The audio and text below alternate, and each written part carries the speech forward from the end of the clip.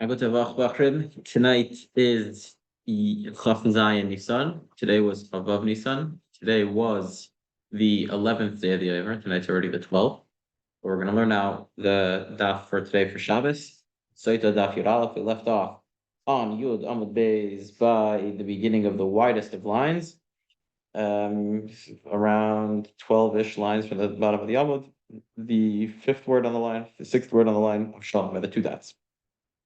Today we're going to discuss Avshalom, going back to the Mishnah, and then we're going to move on to Miriam and the story of the Shibud and Mitzrayim, ultimately leading to Yitzias Mitzrayim. That's going to take us today and tomorrow and the next day.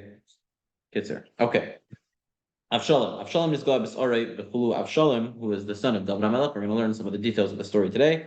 He was haughty because of his hair. So Tanu Rabbanon, he prided himself in his hair, and he had very nice hair. Tanu Rabbanon, Avshalom B'Sarei Marad. Avshalom, the Chachamim taught that Avshalom rebelled with his hair, and Shenemar, it says in the pasuk about Avshalom, there is no one as beautiful as Avshalom in the whole land of Israel. When he would shave his head every year. So the Gemara in Nazir talks about how Avshalom was a Nazir Olam.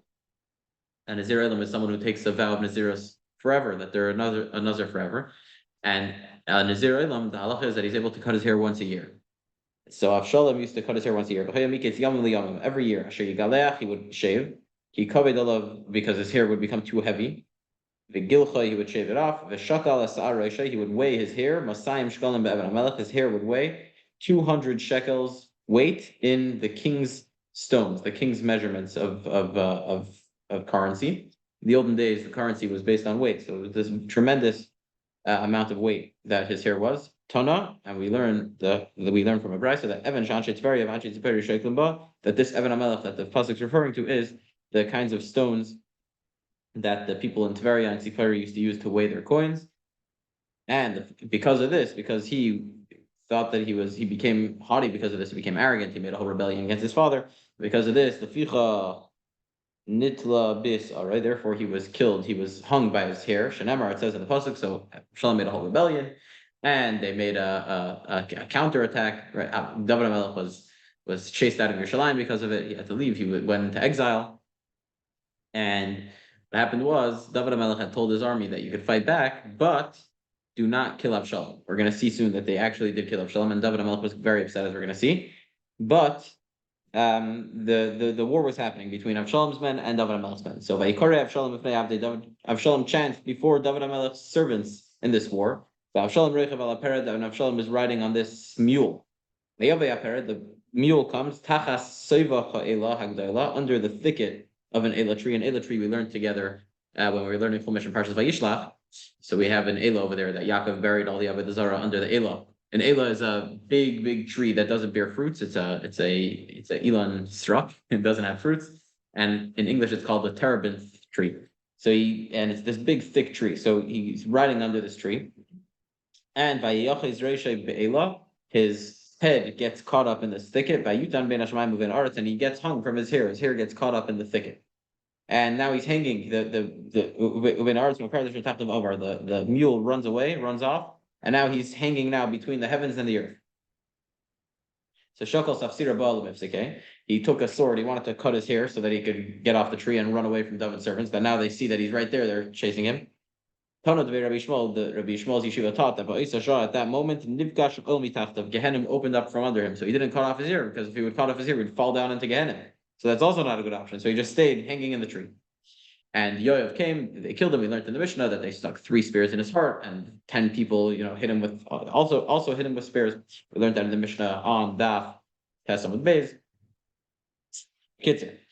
Then the pasuk says that there was a whole dramatic story about if they should tell David HaMelech. They wanted to tell David HaMelech, but David had said not to kill Avshalom. So they sent a Kushi to go. And Achimaatz, who was one of the soldiers, wanted to go. He wanted to be the one that told David that his enemy had been killed. So Vayoretz Achimaatz Vayavar Kushi. That pasuk comes up a lot of times in Gemara about overlas yosan, making a bracha before you do the mitzvah. Kitzer, he comes to David HaMelech and he tells him that we killed Avshalom. So David gets very angry. He got very angry. He goes up to the attic, to the roof of the gate, meaning if you go to Yerushalayim, you could walk on top of the gate. He goes on top of the gate, and he cried. And this is what he said as he was going. B'ni Avshalom, my son Avshalom. B'ni, my son Avshalom. Mi yitain musiani tachtecha. How I would love to die instead of you. Avshalom, b'ni, my son. Ve'amelech lo atispan of the king covers his face. Ve'yazik hamelech koil gadol. Another pasuk later, and he screams this great with a loud voice. B'ni Avshalom, my son Avshalom. Avshalom b'ni. Avshalom, my son. So he said the word b'ni 8 times. Obviously, he's crying, and when a person's crying, they're not really thinking so much about what they're saying. They're just sort of saying what they feel. But obviously, David HaMelech in the Tanakh, every word is precise. So why did he say b'ni, hane t'manya b'ni lama? Why did he say the word b'ni, my son, 8 times? So it says the Gemara that Shiva the Aske b'Shiva Midar Gehenim, 7 of the b'nis were to get him out of the 7 fires of Gehenim. And then v'idach, the last b'ni, so ikadamri, there are those that say that the Korev Reishe the Gavi Gufe, he was bringing his head back to his body because they chopped off Avshalom by his neck. So he was so when David said the last b'ni, he brought his head and his body back together. Ikadamri, another one says that the Aise the Alma the Ase, that he brought Avshalom into the next world, into the world to come, that he took him out of the 7 levels Gehenim, and then the 8th b'ni brought him up into Gan Eden. Okay. Now another pasuk about Avshalom from before, when Avshalom was during his rebellion. Avshalom took Vayatzav leBechayav, and he erected during his life. And so we're gonna finish the pasuk in a second. So first of all, my lokach, what does it mean that he took? That he lokach also means to acquire or to have a transaction. So Amar Rish Lakish says Shalokach mekach ra la'atzma. He took this bad transaction to himself, that he took advice about whether he should rebel against his father. The advice was that he should, right, from Chitophel and from Hushai, right? There was a whole story over there how Hushai was a spy for David in the camp of Avshalom, and Achitophel was a traitor. He went from David to Avshalom. So Avshalom asked Achitophel what to do. He asked Hushai what to do, and he listened to Hushai instead of Achitophel. Basically, he took bad advice in his life to rebel against his father, and then he listened to Hushai. Kitzer, he took this bad advice, and then continuing back from the pasuk before, he erected during his life as Matzevas Asher Be'emek HaMelech, he set up this statue, a monument in the Valley of the King. So he's referring here to Yad Avshalom. Avshalom set up and we're going to see in a second that the reason why he set up this monument is because he said that he didn't have any kids, and we're going to see that it doesn't mean he didn't actually have kids. We're going to see that in the next Talmud in a second. But he sets up this monument called Yad Avshalom. If you go to Yerushalayim today, you can see on the bottom of Har HaZeisim in the valley over there, there's a monument called Yad Avshalom. I'm not sure if it's the same Yad Avshalom as the one from biblical times, but you can see, I guess some monument over there that they named Yad Avshalom. But he sets up a monument in the Valley of the King, which is right there in the valley between Yerushalayim and the next mountains around it. So Amr Chanina Bar Papa says that this Emek, that he set it up in the valley, Emek also means deep. So Be'etza Amuka Shal Malka Shalalim, that this whole story was in the deep council of the Eibishter. We're going to see this about other things also. That when the Eibishter, that everything that happens is not random. It's all seeped in very deep reasoning, deep meaning. That Hashem had said. We're going to see in a second. Over here, we'll turn to the next one. Daf Yud Aleph Dalef Tefsiv. What was the Eitza Amuka Shal Malka Shalalim? Why did this happen? He didn't make him a Rami Beisecha. After David HaMelech sinned with Bathsheba. So the Navi came to him and he told him that I'm gonna give you bad. I'm gonna make a lot of bad things happen to you from your own house, from your own family. And that's what happened with the story with Amnon and Tamar, and then Avshalom came and rebelled against him. So it's all Hashgacha Pratis of what Hashem all had in plan. The same thing, the same Emek and Eitza Amuka we have somewhere else. Parshas Vayeshev, Vayishlacheu me Emek Chevron, when Yosef's brothers were shepherding in Shechem. And Yaakov Avinu told Yosef to go check up on them, and we all know the story that he came and he found them in Doisan, and the brothers threw him into a pit. Kitzer, he was thrown into jail in Mitzrayim. Eventually, he becomes the king, and the Eden all go to Mitzrayim for 210 years. They come out. So the whole story started by Yishlachem Emek Chevron. Yaakov Avinu sent Yosef to Shem from Emek Chevron, from the valley of Hebron. So Amar Rav Chanina Bar Papa, what's this valley? From this deep council of that tzaddik that was living in, that's buried in Hebron. Who tzaddik buried in Hebron? Avram Avinu. So it says in the pasuk by Avram Avinu during the bris bein Absarim, that the covenant that Hashem made with Avram in Bereshis Tezvav. The Eibishter told him, right, he fell asleep, and he split up all the animals. And over there during the night, Hashem tells him, that you shall surely know, that your children will be strangers in a land that's strange to them, in a foreign land, and that's referring to the Yidden of Mitzrayim. And we all know that that's there because of the Hanitzotzos, chulu v'chulu, all the deep meaning within this whole thing. But this Emek, we see this theme that when we have a valley in Emek, it's because of a deep counsel of the Eibishter, of Avram Avinu. Okay, good. Back to Avshalom. So Avshalom sets up this monument as Yad Avshalom. Ki Amar, why? Because he said, Ein li ben, I don't have a son, so at least I'll have a monument that'll perpetuate my memory. The Gemara says, did he not have any sons? The pasuk says in Shmuel Beis, Avshalom had 3 sons and 1 daughter. So what is he saying? I don't have a son. So Rabbi Yitzchak bar Avdimi says, it means that he didn't have any son that's worthy of kingship. He knew that there's going to be none of his sons, that if he succeeds in his rebellion and he'll be the king of the whole Jewish nation, none of his sons will follow, will take over the mantle of leadership after him. Rav Chisda said that Gemiri, we have a tradition that anyone that burns his friends, that burns his fellows' produce, Einoi maniach ben liyorsha, he will not have a son who will inherit him. And he, Avshalom, burnt down Yoav's produce. It says in the pasuk in Shmuel Beis, he said to his servants, see this portion of Yoav, El Yodi, that's right next to me, and he has over there barley, he's growing barley in his field, go and burn it up in fire.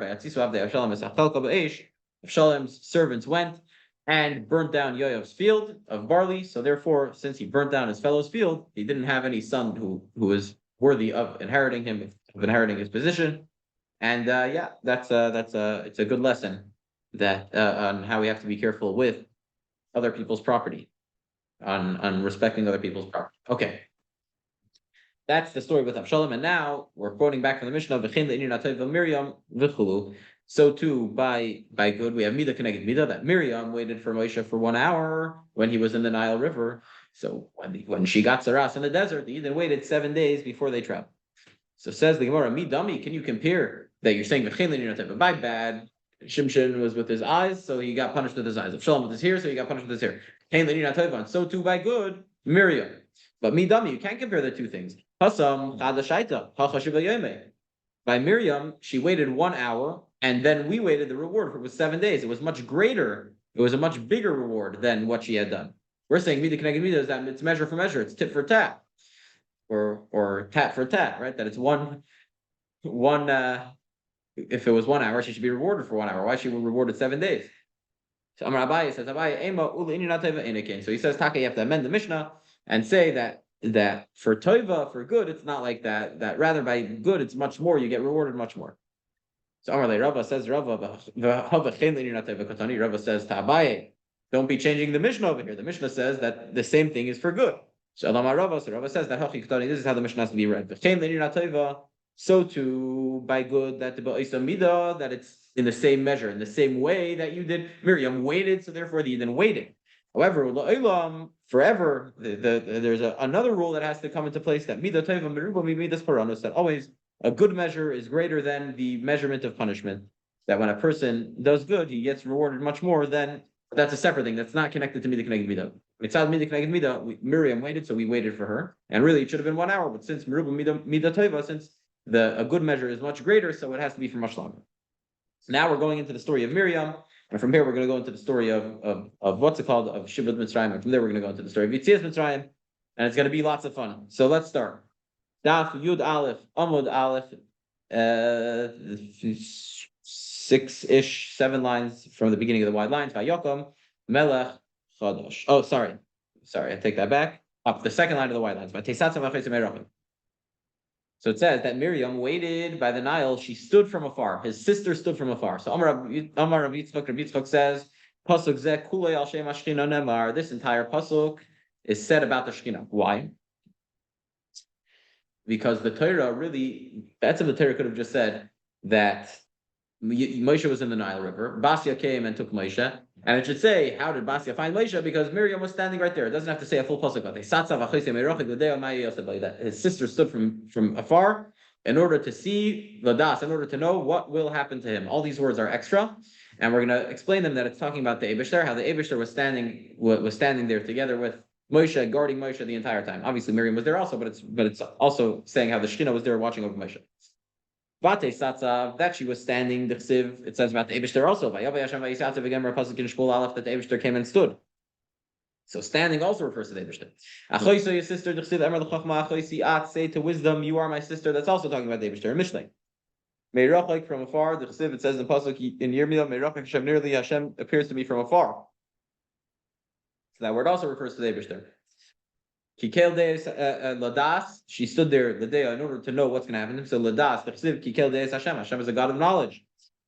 Ma, what will happen to him? The chsiv ma Hashem alekach Hashem mimach. The pasuk in Parshas Vayischanan.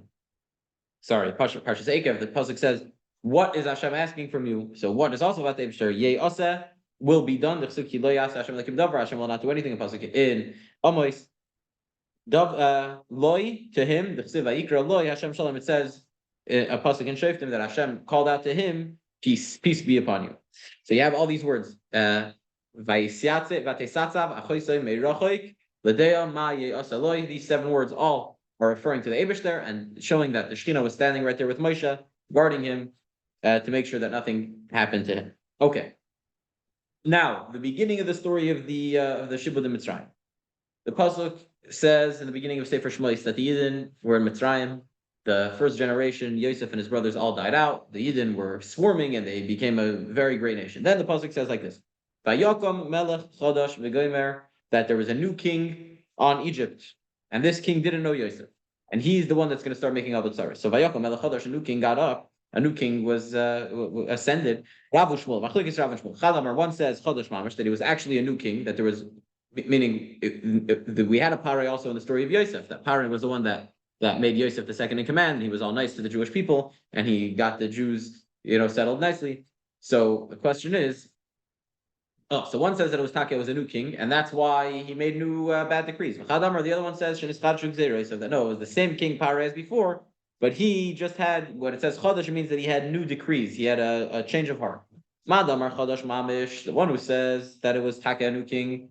So the Chsiv Chadash makes a lot of sense. The pasuk says that there was a new king. The one that says that there was new decrees. Why does he say that it wasn't? Why doesn't he say that it was a new king? Why does he say? Why is he forced to say that it was the same king, but he just had a change of heart? Because by him it doesn't say that he died and then there was a new king. Usually when there's a new king, the Torah says that the king died and then there was a new king afterwards. Over here it doesn't say that anyone died. So the other opinion, Shmuel assumes that it was the same king who had a change of heart. Pasuk continues, Asher lo yodas Yosef, he did not know Yosef. And now, according to the first opinion, it makes sense. He's a new king, so he didn't have to know Yosef. Yosef was with the old king. According to the opinion that it was the first king, that it was the same king, how could he not know Yosef? He had so much to do with Yosef. So he made himself as if he didn't know him at all. He totally had a change of heart and forgot about Yosef. He forgot about Yosef. Then the pasuk continues that Vayemer al Amoy, this king says to his nation, Hine Am b'nei Israel, behold, this nation Israel is much greater than us, and they're gonna fight against us, and they're gonna make a rebellion, and we're gonna be chased out of this land. So Vayemer al Amoy, he says to this nation, Hine Am b'nei Israel. Tano, the Abraisa taught that who hischul be'etzatchila, since the king Parai, he started with this advice of getting rid of the Jewish nation. It was his own idea to enslave the Jewish people. That's why he was hit first. He got punished first. It says that he was the one that said to his nation that the Jews are a problem. So it was his idea. And therefore, he was smitten first. Like it says in the pasuk by the Tzardeya and the second Mako, Parshas Va'era, that the frogs are going to go up in you and your nation and all of your servants. And Moshe Rabbeinu mentions in you first. So the frogs first hit Pare and then the rest of the. So the shaila is, I'm not sure what the answer is, but the question is, the Torah says clearly in Parsha Shmos that king died and then there was a new king. It doesn't say that there was a new king, but it says that the king died. I don't know. So it says that the king died, and so l'chayra means that it was the role of the king. Since the king was the one that came up with the idea, so the guy who was the king later, he was the one that was it first. He was 210 years later also. Okay, little less. Consider Havanas Malay. Then he says, Parai says to the nation, let us be smart. Let's outsmart them. So but the pasuk says, let's outsmart him. Havanas Malay. So says the Torah, says the Gemara, Lahem Yibayle. It should have said, let us outsmart them, Lahem. So Rab Chanina, Chama, the son of Rab Chanina, said that Boyu v'nechkam l'Mashiach shel Yisrael. He was referring to the Eibishter. Let's outsmart the Eibishter, the savior of the Jewish nation. Amenedunim. He was saying like this: how should we punish the Yidden? If we're going to punish them, if we'll judge them with fire, we can't do that because it says that the Eibishter comes in fire. That Hashem judges with fire. So Hashem is the master of fire. So if we try hitting them with fire, the savior of the Jews is going to come and then slap us right back. If we're going to kill them all with the sword. However, it says also in the same pasuk that Hashem judges with his sword all flesh. So if we try with the sword, the Eibishter is going to hit us right back also. So what should we do? Let's come and judge them. Let's come and hit them with water. And that's why Pare said that all the Jewish babies have to be thrown into the Nile. We're gonna subdue them through water. And why dafka water? Shekvar nishba hakadosh baruch hu she'enem mevim abel olam. The Eibishter promised that he'll never bring a flood on the world. So if we tried, and just realize that Pare is employing over here the vart of mida keneged mida. He says that if we try to do it with sword, the Eibishter could hit us with sword. If we try with fire, mida keneged mida, Hashem is going to hit us right back the way we did it. However, with water, Hashem promised that He's never going to bring a flood, so He can't punish us. Shenemar, it says in the pasuk in Yeshaya, Ki mein noyach zois li v'gomer. The Eibishter says that by the waters of Noach, I promise that I'm never going to bring another flood to destroy the world. However, they didn't realize that that when Hashem says He's not going to bring a flood, He meant that He's not going to bring a flood on the entire world. But on one nation, maybe He could bring a flood. Inami, or another thing that they didn't understand is who maybe. The Eibishter said that He won't bring a flood onto the whole world. But if they're going to use water, they're going to throw the babies into the water. They could come and fall into the water, and that's not what happened. They came into the ocean after it split, and the Eibishter covered it over them because they were already inside the ocean. He didn't bring a flood at that flood in Mitzrayim. They went into the ocean themselves. That's what it says in the pasuk in Mishalach, Mitzrayim nasim l'krasoi, that the Mitzrayim were chasing into the river, chasing the Yidden during Kriyas Yam. This is what Rabbi Lazar said. What is the meaning of the pasuk in Parshas Yisro? Ki v'adavar asher zadu aleim. So the Torah says that Yisro was Moshe's father-in-law, and when the Yidden were in the desert, before they got the Torah, he came and he converted, and he said, a whole speech how he realized that the Eibishter is the greatest. And he says he heard about all the things that the Eibishter did by Mitzrayim because he was living in Midian. He didn't live in Mitzrayim. But he says, I know that the Eibishter is greater than any other gods because he punished the Mitzrayim with the exact thing that they were wicked with. The thing that they were wicked with, that they were throwing the babies into the Nile, that's how the Eibishter punished them. He threw them into the ocean. With the pot that they cooked the Jewish people, that's how they got cooked. Actually, you could say that this is the mucker for the saying that people say that when when someone gets hurt, they say he got cooked. He was cooked, right? The dolphins got cooked. Yeah, so l'chayra comes from here. My mashma the high zadu lishna the gedera. So now, how do we see from the word zadu that they were wicked in this thing? That's the pshat in it. How do we see the lashon of a pot and cooking over here? It says in the pasuk by Yozed Yaakov Nozed that Yaakov cooked up a stew, and he used the word Yozed by Yozed Zadu the Kitzer, so they're all connected. And the way the Egyptians tried to cook the Yidden, that's how they got cooked in the end. Rab Chia, the son of Abba, said in the name of Rabbi Simoi that when Parai, the king, made this decree, there was 3 chevra over there giving counsel to Parai. Bilam, V'iyoi, V'yisra. He had 3 advisors. Bilam, the big Rasha, who tried to curse the Jewish people that we mentioned a few times already. Eoiv, who was a man who, there's a sefer Eoiv in Ksuvim, who was a guy that he was a perfect guy, and then the Sultan said to the Eibishter that he's only perfect because he doesn't have any tzaras. So that Hashem said, you can give him all the tzaras you want, just don't kill him. And the Sultan gave him a very, very tough life. He killed all of his kids, and he took away all of his wealth, and he had terrible pains. And the whole book, it's a theological essay on why the Eibishter does bad things to good people. And in the end, he gets everything back because he never cursed the Abish there, and he stayed faithful. So he withstood the test. So Eiv is the other guy who was there, and Yisroi, Moshe's father-in-law. So Bilam took part in the council. He told Parai, "This is a great idea. Go kill the Jewish people." So Nerak, he ended up getting killed. They killed Bilam by mouth of the sword in Parshas Matos. Eov, who was silent, he didn't say anything, so he didn't be Surin. So he was judged that he's gonna go through a tough life. Yisroi said, "I'm not taking any part of this," and he ran away. Zachum ibnei Banav, his descendants were merited that they sat in the Sanhedrin.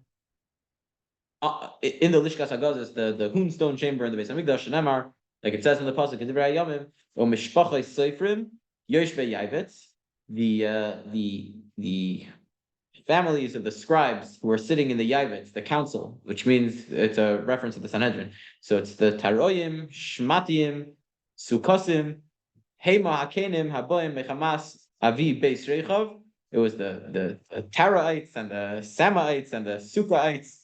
They are the Canaan, the Canaanites, right? With a kuf, not Canaan, the country. Hima Canaan, the Canaan that come from Hamas, who was the father of the house of Rechav. It says in the pasuk, and Shoftim that the sons of Cani was the father-in-law of Moshe. So Cani is referring to Yisroi. So the Canaan that we mentioned in Divrei Hayamim, they are the descendants of Yisroi. And Yisroi, because he ran away, he was Zeicha, that his descendants sat in the Sanhedrin. Good. Back to Paro's big speech of Jew hatred. So he says like this: "V'nilcham banu, they're going to fight. He says that the Jews are very powerful. They're very strong. They're going to get great. V'nilcham banu, they're going to fight against us. V'olam min haaretz, and then they will leave this land. They will go up from this land." So it says the Gemara, "V'ali numi b'yda." He's trying to say that the Yidden are going to fight against us and they're going to chase us out of Mitzrayim. Why are they saying that they will get out of Mitzrayim? It should say that will be chased out of Mitzrayim. So Rabba Bar Kana, Rabba, the son of Kana, said, it's like a person that's cursing himself. He's saying something bad about himself, a future event. And he hangs his curse on his friend, on his fellow, that he doesn't want to say something negative about himself. He doesn't want to accidentally curse himself and say that we're going to be chased out of Mitzrayim. So he says it about them, that they're going to be chased out of Mitzrayim, even though it's a euphemism, he's really talking about himself. Right? Yisimu alav sarei misim. The Mitzrayim placed upon them sarei misim. And the Torah says, "Vayisimu alav," they placed on him, and talking about the Jewish people, sarei misim, taskmasters. We're going to talk about sarei misim in a second. So first of all, says the Gemara, aleihem miboy, it should say that they placed upon them. Vayisimu aleihem sarei misim. Why does it say alav on him in the singular? It's talking about the entire Jewish nation. Tana devei Rabbi Elazar Reb Shimon, the yeshiva of Rabbi Elazar, the son of Reb Shimon, said that Melamed, it teaches us sheviu malbein. They brought a malbein is like a big mold for a brick. They brought malbein. Levena means brick. So malbein is the thing that makes the bricks. It's the mold that you put the cement in that shapes the brick. So they took a malbein and they put it on Pare's neck. Every Jew that said, "I can't get involved in this project." Basically, what they were trying to do is they were trying to make a big building project. And they said, even Paro is involved in this project. And everyone, come join, help us rebuild Egypt. And all the Egyptian patriots, right, the Yidden that were living the Egyptian dream, they all got involved and they were helping. And every Jew who was a istinus, he was too delicate to touch bricks. So they used to tell him, "Amrullah, klum istinus atayetami Paro. Are you more delicate than Paro? Paro is the king of Egypt, and even he's helping. So you guys got to come also." So they got all the Jews through this sweet talk to come help them work and build all the cities. Then we said sorry misim, the taskmaster. So what's the word sorry misim? Davar shemisim levenim. Something that makes them that it's misim means that it was people that were in charge of making them work. They've placed these taskmasters in order to afflict them with their hard work. So it says in order to afflict him with their hard work. So says the Gemara again, Anoisomi Boile should say that they were trying to afflict them. Why does they afflict him? It's talking about the entire Jewish nation.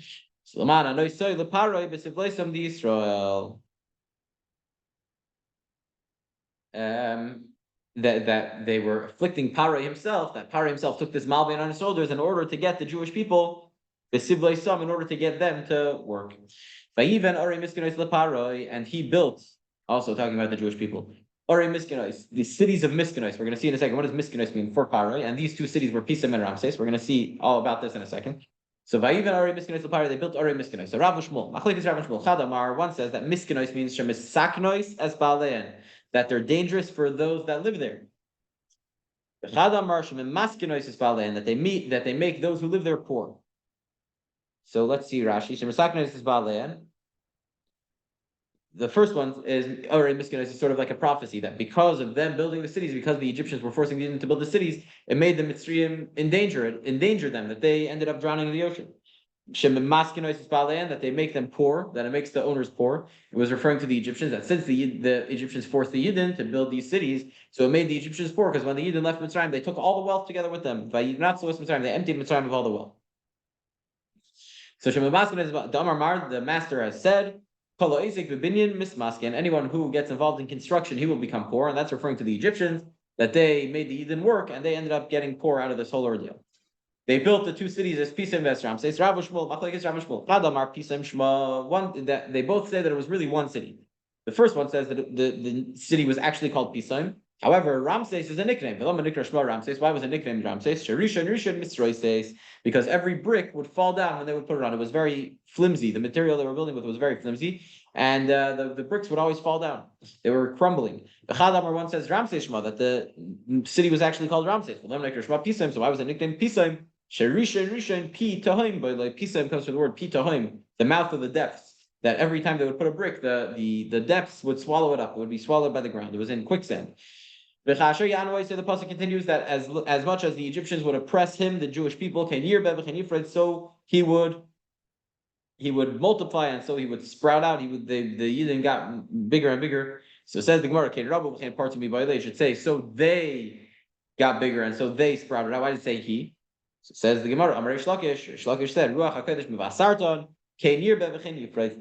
The Ruach HaKodesh was telling the Egyptians, you think that you guys are getting rid of them, they're just going to get bigger and bigger. Vayakutsu mipnei bnei Yisrael, says the pasuk that they were disgusted, the Egyptians were disgusted by the Jewish nation.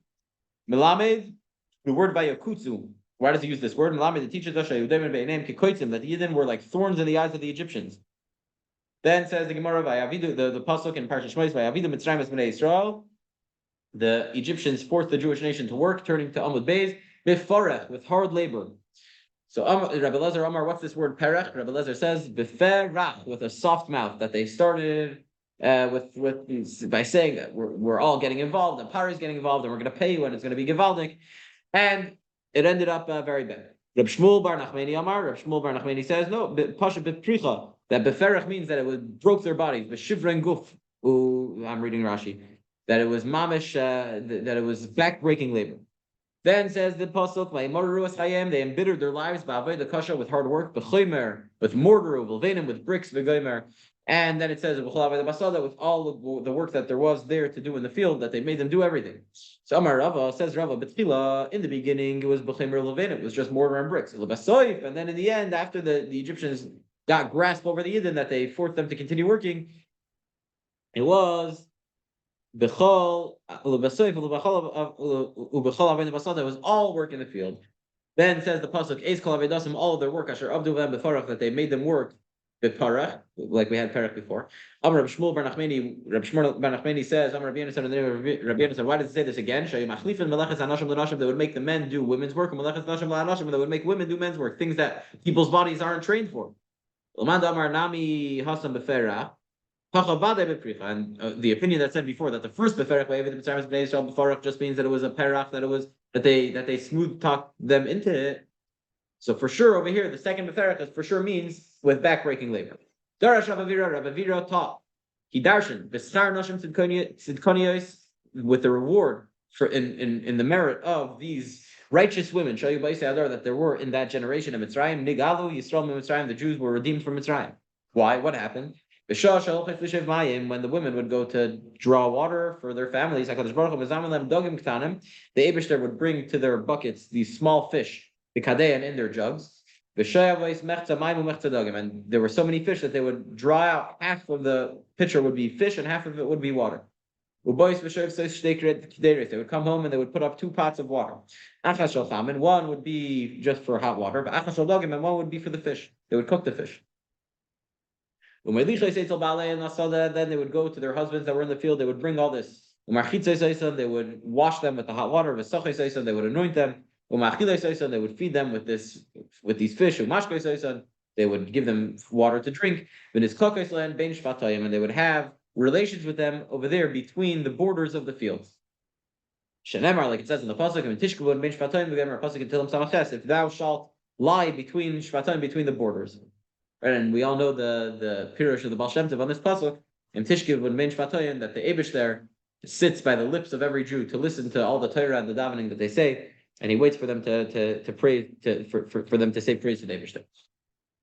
So back to the Gemara. The Gemara says, "B'schar Tishkiv when Ben Shvatoyin," for in the zchus of them having these relations with their husbands between the borders of the fields, Zachal Yisrael, Bizas Mitzrayim, the Yidden were merited to get the spoils of Mitzrayim after Kriyas Yamsuf. Shnamar, like it says in Pasuk, Kan Fe'yin Nechba Vakesef, Ve'Breisel Birakrak Chorotz. Right after right after the pasuk about Tishkava Ben Shvatoim, it talks about how the golden wings of the doves, meaning that they got all this gold and silver. The silver wings that were coated in the wings of the doves coated in silver. Kitzur, they got all the biza of Mitzrayim. Good. Where are we? Oh, the kibbutz. Then they would get pregnant from being intimate with their husbands. So boys, what time they would come home. And when it would come time for them to give birth, they went and gave birth in the fields, under the apple trees. We learned this in Psachim in the Sugi of Charesis. Daf Kuf Tes Vav or Kuf Tes Zayin. It says in the pasuk, that I have aroused you under the apple tree. So the women gave birth over there. The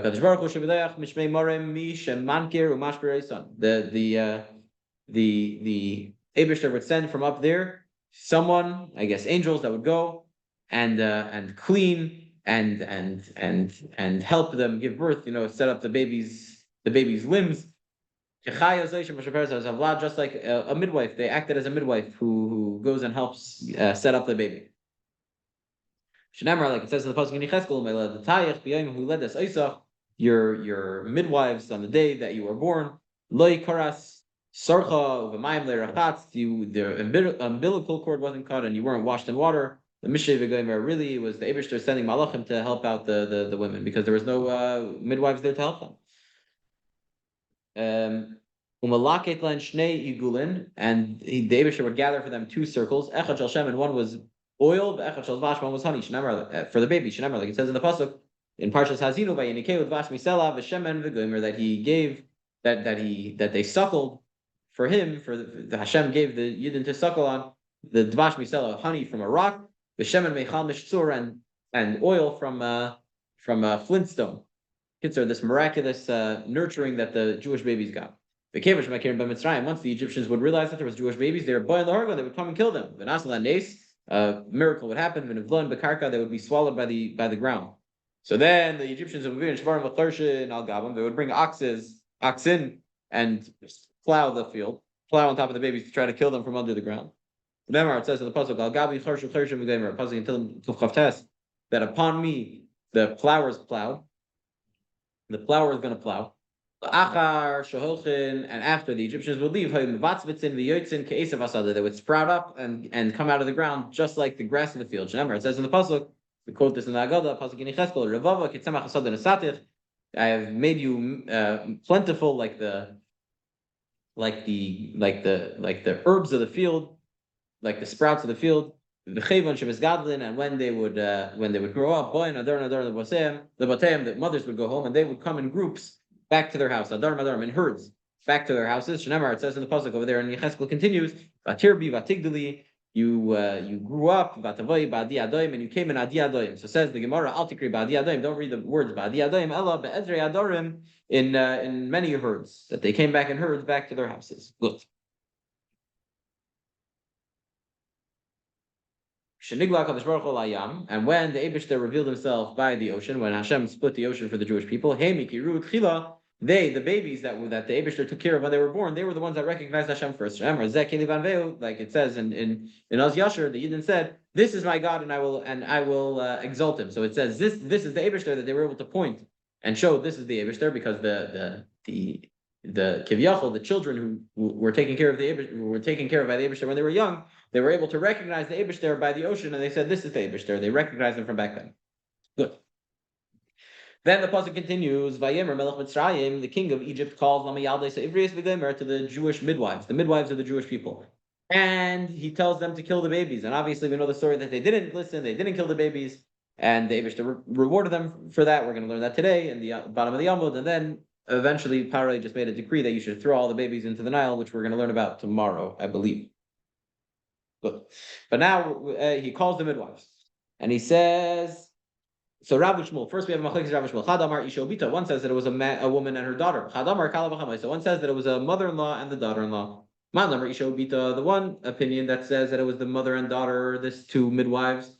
Yecheved and Miriam. It was Yecheved, Moshe Rabbeinu's mother, Miriam, Moshe Rabbeinu's sister. Madamar Kala B'chamay. And the one who says that it was the mother-in-law and the daughter-in-law. So it was Yecheved, again Moshe's mother. Veli Sheva, who was Aaron HaKohen's wife, who was Yecheved's daughter-in-law. Tanya, the Brisa taught, Kimanda Omar Yishobita. We have a Brisa that follows the opinion that sort of authenticates the opinion that says that it was the woman and her daughter. The Tanya, like we learned in the Brisa, Shifra. She was called Shifra. The Torah in Shmos calls them Shifra and Pura. And Shifra and Pua, the two midwives. The Chachamim are coming and saying that it was Yecheved and Miriam or that it was Yecheved and Elisheva. But the Brisa says like this: Shifra. Why was she called Shifra? Shemisha Peres es Havlad, because she would straighten out the child when it's born to make sure that all the limbs are in the proper places, to straighten out all the bones. Davar or another explanation why she's called Shifra Shepara, Shifra Sheparu V'Ravu Yisrael B'Yamad, that the Yidden were fruitful and multiplied in her days. Then Pua, the Brisa says, Zu Miriam, this is Miriam. Pua. Why was she called Pua? Oh, I skipped. Shifra Zeh Yecheved, Kitzer. So the Brisa says clearly that Shifra is Yecheved and Pua is Miriam. So Pua, why was she called Pua?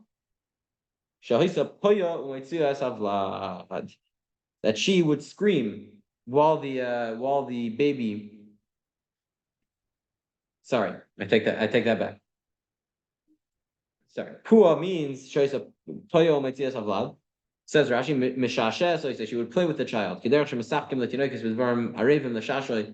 They would play games together in order to calm the child down. Davaracher, another explanation, that she would scream with Ruach HaKodesh, and she would say, Asida Imi, my mother in the future, Shetel Ben Shemashiyas Yisrael, will give birth to a son that will redeem the Jewish nation. And we're going to learn more about that on Daf Yud Gimel, Yud Beis and Yud Gimel. We're going to see tomorrow or the next day, we're going to see more about that story of her saying how her mother is going to have a baby that's going to save the Jewish nation. The king of Mitzrayim tells them back in the Psukim, when you birth for the Hebrews, the Gomer, or and you see them on the Avnoyim, on the birthing stone. So if it's a boy, you should kill the boy, and if it's a girl, you could leave her alive. So my Avnoyim, what are these Avnoyim? This birthing stone. So Amar Reb Chanan says that Simon Gadol Masulahem, that Pare was giving them a sign, this great sign. Amar Lahen, he said to them, that the moment that a woman is crouching down and she's actually going to give birth, so her thighs become cold like stones. The Amar, and there are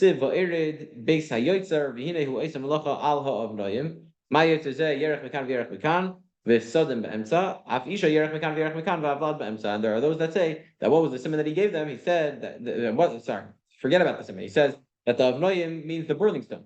That just like the pasuk says in Yirmiyah that he went down to see the Yotzer, Hashem was giving him a whole mashal over there about the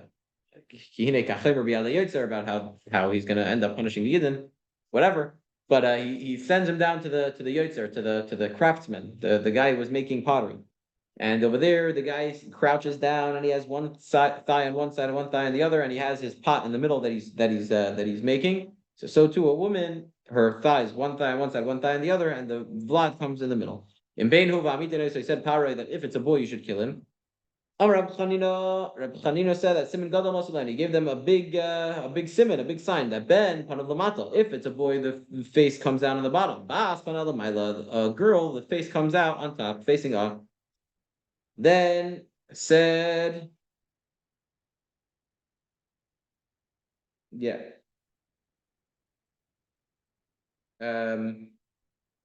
Yeah. or maybe it means that the face comes out from the bottom. Kitzer. Then the pasuk says like this: the midwives feared the Eibishter, but they also they didn't do that which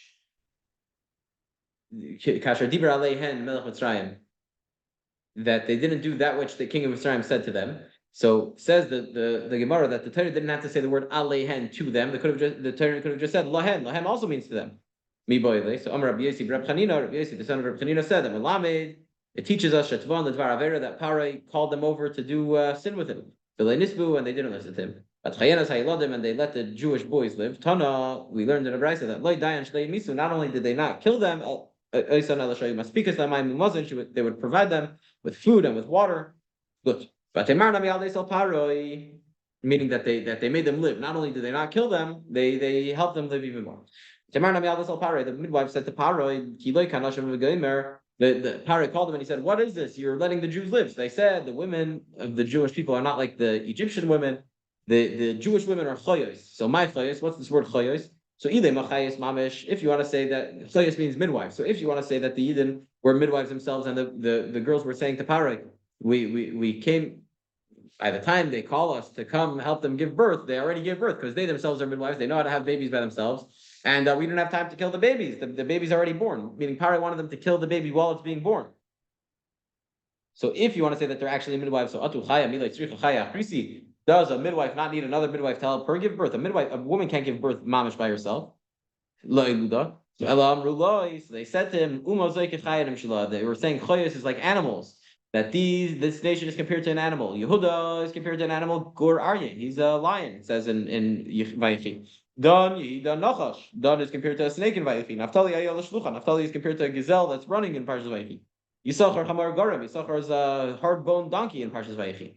Yosef B'char Shor Yosef is the firstborn ox. Binyamin Ze'ev Yitraf is a wolf that rips. The Chsivbe and the Ksivbe, those shvatim that it says animals by them, it says they're that animal. And the like Ksivbe shvatim that Yaakov doesn't compare them to animals. In parts of Vayechi, Ksivbe, it says in the pasuk about all the Jewish nation. Ma'im chalavi, just like your mother is a young lioness, ben arois ravatza, she crouches down between the lions. So the Yidden are all compared to lions. So they were saying that they're like animals. Animals give birth quickly, and therefore we don't get there in time. And animals in the field don't need midwives. They were saying that these girls don't even need midwives, so they don't even call us. Then says the Torah, it happened when the midwives feared the Eibishter. The Eibishter made for them houses. So what does it mean he made for them houses? That it's referring to the houses of Kohanim and Leviyim. Houses of kingship. The opinion that says it was Kohanim and Leviyim, Aaron and Moshe. The people that came out, it's talking about those that came out of Yecheved, which was Aaron and Moshe, the Kohanim and the Leviyim. Malchus, the ones that say that it was houses of kingship, David, it's David. Nami Miriam Kasi, who comes from Miriam. It says in the pasuk, Matamas Azuva Eshes Kalev. Azuva, the wife of Kalev, died. Vayikach le Kalev is Ephros. Kalev took a wife Ephros. Vatele le is Chor, and she had a son Chor. David ben Isha Frasi v'Gemer. And it says in the pasuk in Shmuel that David was the son of a man from Ephros. Kitzer, Ephros is Miriam. David comes from Ephros. We're going to learn more about this pasuk tomorrow and the story with Miriam and Kalev. Chevra, have a good tevach. We're going to continue tomorrow. Daf Yud Beis.